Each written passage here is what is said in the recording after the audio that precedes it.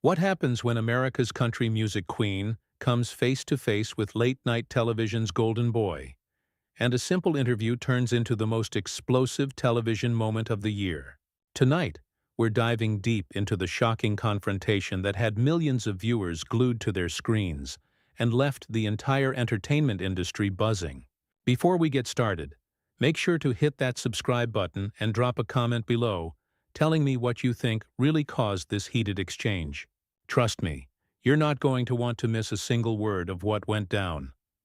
The Tonight Show starring Jimmy Fallon was supposed to be just another routine promotional appearance. Reba McEntire, the undisputed queen of country music, was there to talk about her latest album, her upcoming tour dates, and maybe share a few laughs with America's favorite late-night host. The audience was packed with fans. The cameras were rolling, and everything seemed perfectly normal, as Jimmy introduced his guest with his trademark enthusiasm. "Ladies and gentlemen, please welcome the incredible, the legendary Reba McEntire." Jimmy's voice boomed across Studio 6B as the familiar theme music played, and Reba walked out, waving to the cheering crowd. She looked stunning in a flowing burgundy dress, her signature red hair perfectly styled, every inch the seasoned performer who had conquered both country music and Broadway stages. "Reba, welcome back to the show." Jimmy stood up from behind his desk, arms outstretched for the customary hug. "You look absolutely fantastic. How are you feeling?" "I'm doing wonderful, Jimmy. Thank you so much for having me back," Reba replied, her famous smile lighting up the stage as she settled into the guest chair. "It's always such a pleasure to be here." "Well, we are thrilled to have you. I have to say, your new album is incredible. I've been listening to it non-stop. The vocals, the storytelling, everything about it is just pure magic." Jimmy picked up a copy of the album from his desk, holding it up for the cameras. "Tell us about the inspiration behind this collection of songs." Reba leaned forward slightly, her eyes brightening as she began to speak. "Well, you know, Jimmy, this album is really about authentic storytelling. It's about real experiences, real emotions, and connecting with people through honest music. In today's world, I think we've lost some of that authenticity, especially in the entertainment industry." "Absolutely, I couldn't agree more," Jimmy nodded enthusiastically. "And speaking of authenticity, I have to ask about something that's been all over social media lately. There's been some talk about country music artists and their political views, and how that affects their music and their fan base. What are your thoughts on that?" The question seemed innocent enough, but something shifted in Reba's expression. Her smile became slightly more reserved, and she took a moment before responding. "Jimmy, I've always believed that music should bring people together, not divide them. My job is to entertain, to tell stories that resonate with people regardless of their personal beliefs or political affiliations." Right, absolutely," Jimmy said. But then he continued down what would prove to be a dangerous path. "But don't you think artists have a responsibility to speak out on important issues? I mean, you have such a massive platform, such influence. Shouldn't you use that to make a difference?" Reba's posture straightened slightly, and her voice took on a more measured tone. "Jimmy, I've been in this business for over 40 years. I've learned that when you start telling people how to think or how to vote, you're not respecting their intelligence or their right to make their own decisions. My fans are smart people who don't need me to tell them what to believe. But surely there are some issues that are just right and wrong." "Black and white," Jimmy pressed, his casual demeanor masking what was becoming an increasingly pointed line of questioning. "Climate change, social justice, equality, these aren't really political issues. They're human issues, don't you think?" The audience was starting to sense the tension building. Reba's famous warmth was being replaced by something cooler, more guarded. "Jimmy, with respect, I think you're oversimplifying some very complex issues. Life isn't as black and white as Hollywood likes to pretend it is. There are good people on all sides of these debates, and they deserve to have their voices heard and their perspectives respected." "Well, I mean, sure, but when we're talking about basic human rights," Jimmy continued, seemingly oblivious to the storm clouds gathering, "don't you think there's a moral obligation to stand up for what's right? Your fans look up to you, they trust you. And that's exactly why I'm careful about what I say. Reba replied, her voice becoming more firm. Because I respect them enough not to abuse that trust by pushing my personal agenda on them. They come to my concerts to escape from all the noise and division for a few hours, to feel connected to something beautiful and meaningful. That's what music is supposed to do. Jimmy leaned back in his chair, and for a moment it seemed like he might change direction. But then he made the comment that would ignite the firestorm. I just find it interesting that someone with your platform chooses to stay neutral on issues that affect so many people. Some might say that's a privilege that not everyone can afford. The words hung in the air like a challenge, and the audience seemed to collectively hold its breath. Reba's eyes flashed with something that anyone who knew her would recognize as a warning sign. Her grandmother's steel backbone, the same strength that had carried her through decades in the male-dominated music industry, was beginning to show. "Jimmy," she said slowly, her voice deadly calm, "I need you to stop right there. I'm sorry." "I don't understand," Jimmy replied, but his smile was starting to look forced. "I'm just asking questions that I think our audience is curious about." "No, you're not asking questions," Reba said, her famous composure beginning to crack. "You're making accusations. You're suggesting that because I don't broadcast my every political opinion, I'm somehow failing my fans or shirking some responsibility. And frankly, I find that not only presumptuous, but incredibly insulting." The studio audience was dead silent now. This was not the light-hearted banter they had come to see. This was something else entirely. Something raw and uncomfortable and completely unprecedented for both of these beloved entertainers. "Reba, I think you're misunderstanding what I'm saying." Jimmy tried to backtrack, but the damage was already done. "I have nothing but respect for you and your career. I'm just saying that in times like these, silence can sometimes be interpreted as what?" Reba cut him off, her voice rising for the first time. "As cowardice? As complicity? Jimmy, let me tell you something about silence. Sometimes silence is wisdom. Sometimes silence is respect for other people's right to think for themselves. And sometimes silence is knowing when to keep your mouth shut instead of lecturing people you don't even know about subjects you clearly don't understand." The tension in Studio 6B was now thick enough to cut with a knife. Jimmy's famous quick wit seemed to have abandoned him completely as he struggled to regain control of what was rapidly becoming a public relations nightmare for both of them. But Reba wasn't finished. "You want to talk about privilege, Jimmy?" Reba's voice was gaining strength now, the kind of power that had commanded stages from the Grand Ole Opry to Broadway. "Let me tell you about privilege. Privilege is sitting behind that desk in your $1 million studio, in your designer suits, surrounded by writers and producers who tell you exactly what to say and how to say it, and then having the audacity to lecture a woman who has worked her tail off for 4 decades about moral responsibility." Jimmy's face was starting to flush red. The audience could sense that this was spiraling completely out of control, but they were riveted, unable to look away from this collision between two entertainment titans. "Reba, I think you're taking this way too personally. I'm not attacking you, You're just what?" Reba interrupted, her Oklahoma accent becoming more pronounced as her anger grew. "You're just doing your job? You're just asking the tough questions? Jimmy, let me ask you something. When was the last time you had a real conversation with someone who disagrees with you politically? When was the last time you sat down with a farmer in Iowa, or a factory worker in Michigan, or a single mother in Alabama, and actually listened to what they have to say instead of telling them what they should think?" "I talk to people from all walks of life," Jimmy protested weakly, but even he seemed to realize how hollow that sounded. "My show represents everyone. We welcome all viewpoints." Reba let out a laugh that had no humor in it whatsoever.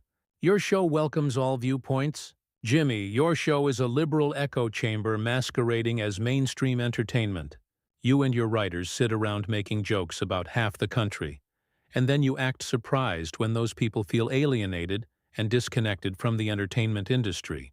You want to know why there's such division in this country? Look in the mirror." The cameras were still rolling, capturing every moment of this unprecedented meltdown. Jimmy's producers were probably scrambling in the control room, but there was no way to stop this train wreck now.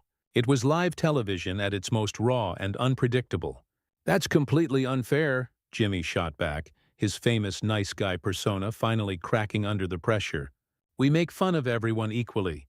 We're comedians. That's what we do. And frankly, I think you're being a little hypersensitive here."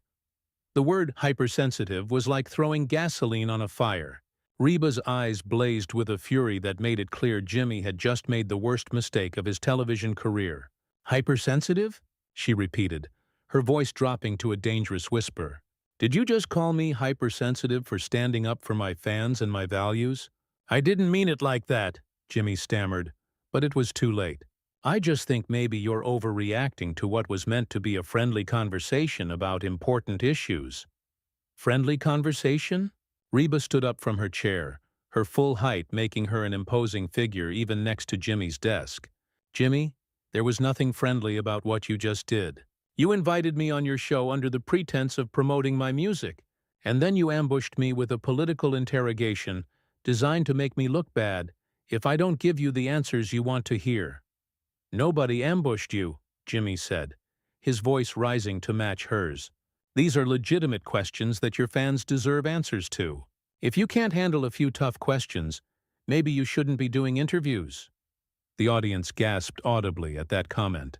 Jimmy had just crossed a line that no interviewer should ever cross with a guest, especially not one of Reba McEntire's stature and experience. But Reba didn't explode the way everyone expected. Instead, she went completely still, her expression becoming ice-cold. "If I can't handle tough questions," she repeated slowly, her voice now carrying the full weight of her decades in the entertainment industry. "Jimmy, I've been handling tough questions since before you were old enough to stay up late enough to watch television.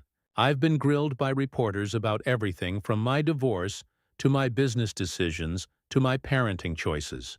I've faced down music industry executives who told me I was too old, too country, too independent. I've performed through personal tragedies that would have broken lesser people. So don't you dare suggest that I can't handle tough questions." "Then answer them," Jimmy challenged, apparently not realizing he was digging his own grave deeper with every word. "If you're so tough, if you're so experienced, then stop deflecting and give your fans some straight answers about where you stand on the issues that matter." "The issues that matter to who?" Reba demanded. "To you? To your writers? To the people in your Manhattan bubble who think they know what's best for everyone else?" "Jimmy, my fans care about their families, their jobs, their communities. They care about music that speaks to their hearts and their experiences. They don't need me to validate their political beliefs or tell them how to vote, because they're intelligent adults who can think for themselves." "But surely you have opinions," Jimmy pressed on, apparently unable to recognize that he was in a fight he could not win. "Surely you care about the future of this country, about the planet, about social justice. How can you just stand on the sidelines and pretend none of it matters?" "I never said none of it matters," Reba replied, her patience finally reaching its breaking point. "What I said is that it's not my job to be your political puppet. It's not my job to parrot whatever talking points are popular in Hollywood this week. My job is to make music that moves people, that helps them feel less alone in this world. And if you can't understand the value in that, then you have no business interviewing artists." Jimmy was clearly losing control of the situation, but instead of backing down gracefully, he doubled down on his mistakes. "I think you're being deliberately obtuse here, Reba. We both know that art has always been political. Music has always been about more than just entertainment. Look at the folk singers of the 60s. Look at protest songs. Look at what?" Reba cut him off with devastating precision. "Look at artists who agreed with your political worldview. Jimmy, you don't get to decide what art should be or what music should accomplish. You don't get to lecture me about the history and purpose of country music, a genre you've probably never given a second thought to unless it served your purposes." The studio was so quiet you could hear a pin drop. Even the band members, who usually provided musical punctuation to the show's awkward moments, seemed frozen in place. This was beyond awkward now. This was personal, and it was getting uglier by the minute. "I have nothing but respect for country music," Jimmy said defensively, but his tone suggested otherwise. "I've had plenty of country artists on this show." "Respect?" Reba laughed bitterly. Jimmy, you just spent the last 10 minutes trying to shame me for not being political enough for your taste. You've implied that I'm failing my fans, that I'm privileged, that I'm hypersensitive, and that I can't handle tough questions. If that's your idea of respect, I'd hate to see what disrespect looks like. Jimmy realized he was cornered, but instead of apologizing or trying to defuse the situation, he made one final, fatal mistake. Look, Reba, I think you're taking this way too personally. Maybe we should just agree to disagree and move on to talking about your tour dates. The condescending tone in his voice was the last straw. Reba looked at him with a mixture of disgust and disappointment that was painful to watch. Taking it too personally? She repeated, shaking her head slowly. Jimmy, you just spent 15 minutes attacking my character, my integrity, and my relationship with my fans on national television. How exactly should I be taking it? Jimmy seemed to realize he had pushed too far, but his attempt at damage control only made things worse. Reba, I'm sorry if you feel like I was attacking you. That wasn't my intention at all. I was just trying to have a meaningful conversation about important topics. Maybe we got a little heated, but that's what good television is about, right? Real conversations, real emotions. The patronizing tone in his voice was unmistakable, and Reba's expression shifted from anger to something much more dangerous, complete and utter contempt. Good television? She repeated, her voice barely above a whisper but carrying across the silent studio like a thunderclap. You think this is good television, Jimmy? You think ambushing your guests and then dismissing their legitimate concerns as being too personal is good television? I didn't ambush anyone, Jimmy protested, but his voice lacked conviction. This is how interviews work. We ask questions, we have discussions. If you don't want to engage with the topics, that's your choice, but don't blame me for doing my job. That was the moment Reba McEntire had finally heard enough. She stood up from her chair with a grace and dignity that somehow made her fury even more impressive. Your job? She said, her voice rising for the first time to match the full power of her stage presence. Your job is to entertain people, Jimmy. Your job is to make them laugh, to give them a break from their troubles, to celebrate the artists and performers who work hard to bring joy into their lives. Your job is not to lecture them, not to shame them, and certainly not to use your platform to bully guests who don't conform to your narrow worldview. Jimmy's face was now bright red. Whether from embarrassment or anger, it was impossible to tell. I'm not bullying anyone. I'm asking legitimate questions that the American people deserve answers to.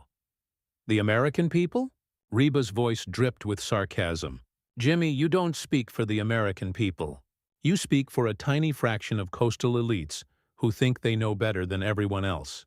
You've never worked a day in your life outside of the entertainment industry.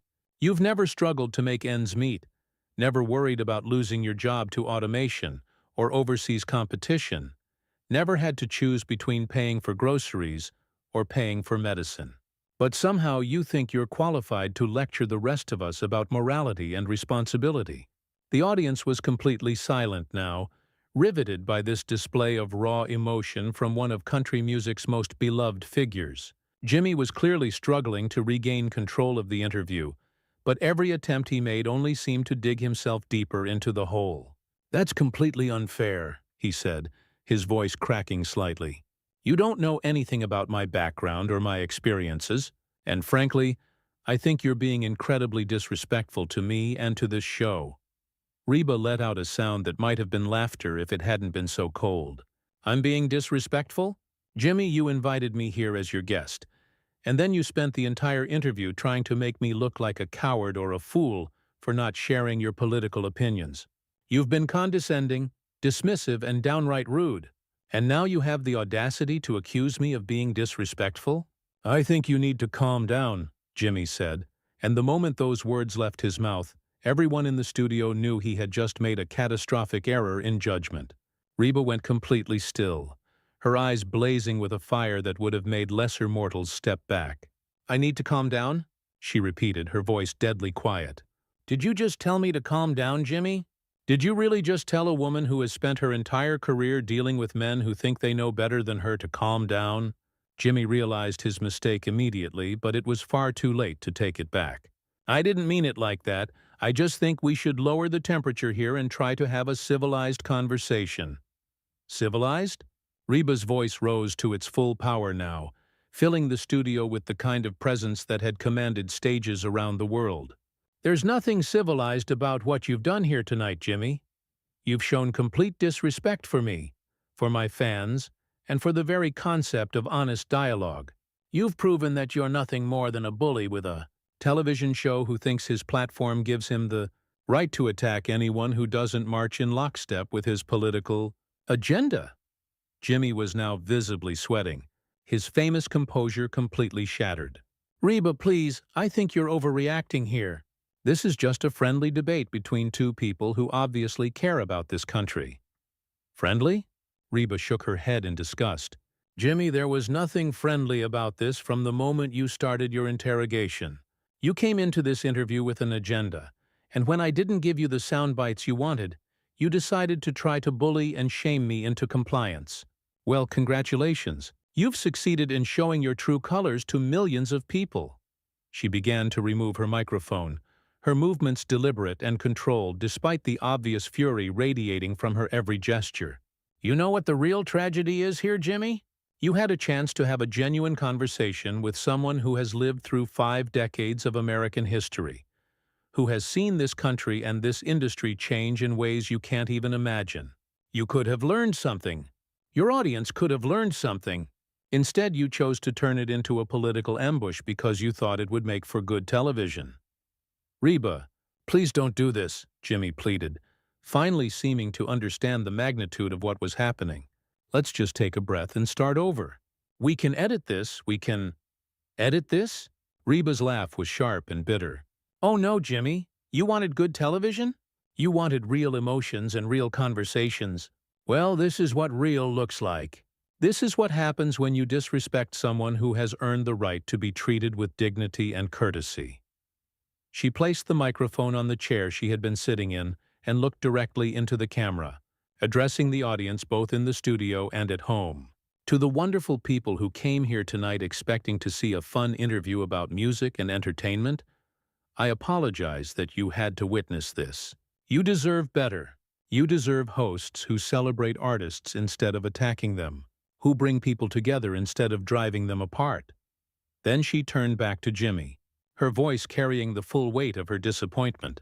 "And as for you, Jimmy, I hope someday you learn the difference between asking tough questions and being a bully. I hope you learn that respect isn't something you can demand, it's something you have to earn. And most importantly, I hope you learn that the people watching your show aren't your political pawns. They're human beings who deserve to be treated with dignity." With that, Reba McEntire turned on her heel and walked toward the exit, her head held high and her dignity intact despite everything that had just transpired. The studio audience sat in stunned silence, unsure whether to applaud or simply process what they had just witnessed. Jimmy sat behind his desk, his face a mask of shock and embarrassment, clearly at a loss for how to salvage what had become the most disastrous interview in late-night television history.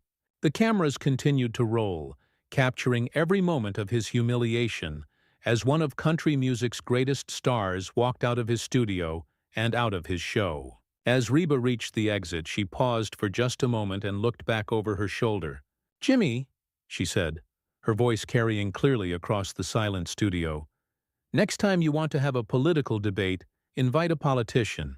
When you invite an artist, try showing some respect for what we do and why we do it." And with that, she was gone, leaving behind a studio full of stunned silence and a host whose reputation would never quite recover from the night he tried to take on the Queen of Country Music and learned exactly why she had earned that title through decades of grace, strength, and unwavering integrity. The aftermath of this explosive confrontation has continued to reverberate throughout the entertainment industry, with fans and critics alike weighing in on what many are calling one of the most dramatic moments in television history. What did you think of Reba's response? Was she right to walk out, or should she have stayed and tried to work things out with Jimmy? Drop your thoughts in the comments below, and make sure to subscribe for more deep dives into the biggest moments in entertainment. This is definitely a story that will be talked about for years to come.